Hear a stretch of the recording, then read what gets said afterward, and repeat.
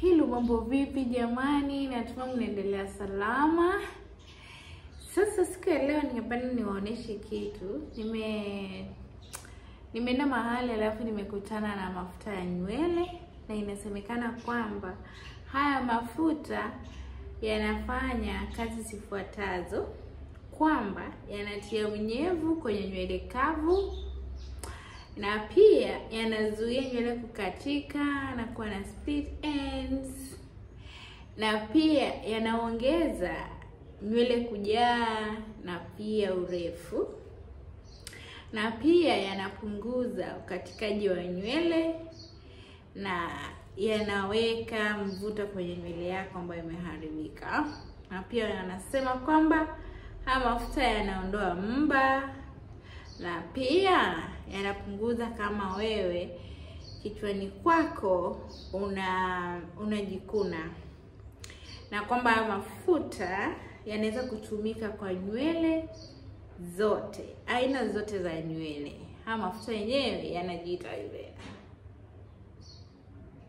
Najua wapo hapa TikTok. Kwa hivyo mimi hapa ningependa kujaribu, alafu nitawapa mrejesho. Sina la kusema kwa sasa kwa sababu ndio naanza kuyatumia. Nikiona kama kuna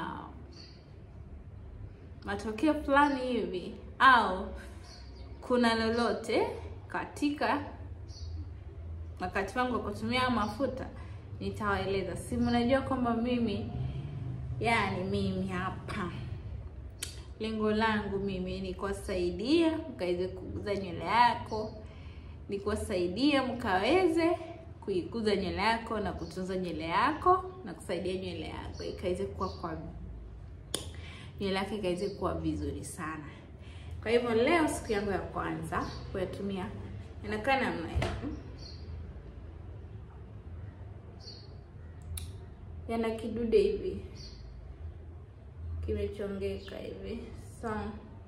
Kufungua nafanya hivi. Fungua ndo nafungua hivi.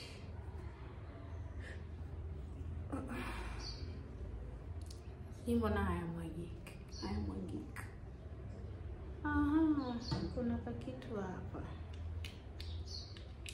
Nazuia. Nakuta ndo haya. Kwa hivyo mimi naweka kwenye nywele, alafu nina masaji. Wananiambia nikaweza kutumia kila siku kwa matokeo mazuri. Yule dada alinihakikishia jamani. Alinihakikishia kwamba lazima nikapate matokeo. Alinihakikishia lazima nipate matokeo.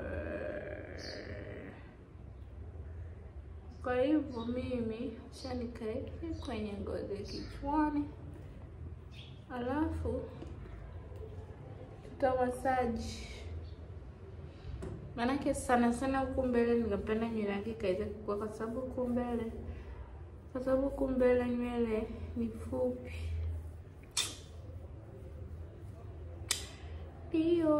Ndio wapenzi jamani. Ama unaitumia haya mafuta? Naomba ukaweze kuniambia pale chini kwenye comment section jamani. Nieleze unayatumia au ni mara yako ya kwanza kuyasikia?